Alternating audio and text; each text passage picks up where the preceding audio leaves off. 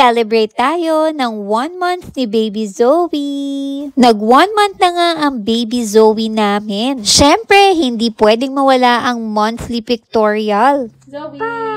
Zoe!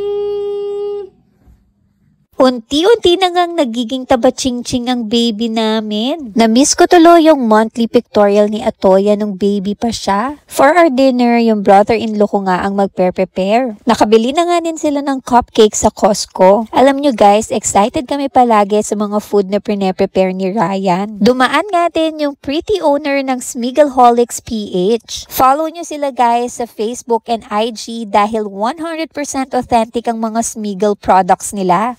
Saktong-sakto nga at malapit na ang pasukan, kaya kung wala pang mga school bags ang mga kids nyo, pwede kayo mag-inquire at umorder sa Smigelholics PH. O diba, ready for school na talaga si Atoya pag uwi namin ng Pinas? Super cute nga nito at happy siya kasi nga favorite niya ang unicorn. Pricey talaga ang Smigel sa atin dyan sa Pinas, kaya kung gusto nyo makatipid, umorder kayo sa Smigelholics PH. Thank you so much Tita Abby and Tita Grace for Atoya's Smigel bag. Thank you, Ryan, for preparing our dinner. Every time kumakain kami, nagsosolo talaga tong magpinsan. Hindi lang si Atoya ang mahilig sa broccoli, pati na din si Boss Liam. Hindi nga pwedeng walang broccoli ang kinakain nila. Every single day ay unti-unti na nga bumibigat tong baby namin. Kaya for sure, pag uwi namin ng Pinas, mamimiss ko nga to si Baby Zoe. After dinner, nag-picture-picture nga lang kami for Zoe's 1 month celebration. Kinabukasan naman ay nag-morning walk nga lang kami. Sinusubukan din kasi naming sanayan si Zoe na ilapag sa stroller. Kaso, ang ending si Boss Liam ang sumakay. Sabi ko sa inyo, madaming playground dito sa New Zealand at eto ngang bagong pupuntahan namin, 10 to 15 minutes walk from Boss Liam's house. Yung ibang park nila dito guys, merong public toilet pero ang hindi pwedeng mawala is yung water fountain. Dinner time naman ay susunduin kami ng friend namin. Kung naaalala nyo nga nung time na bumili kami ng Velos, eto nga ang MP namin si Kael. Nice to meet you, pretty Akane. Ganto nga magpagas dito guys sa New Zealand, self-service talaga kayo.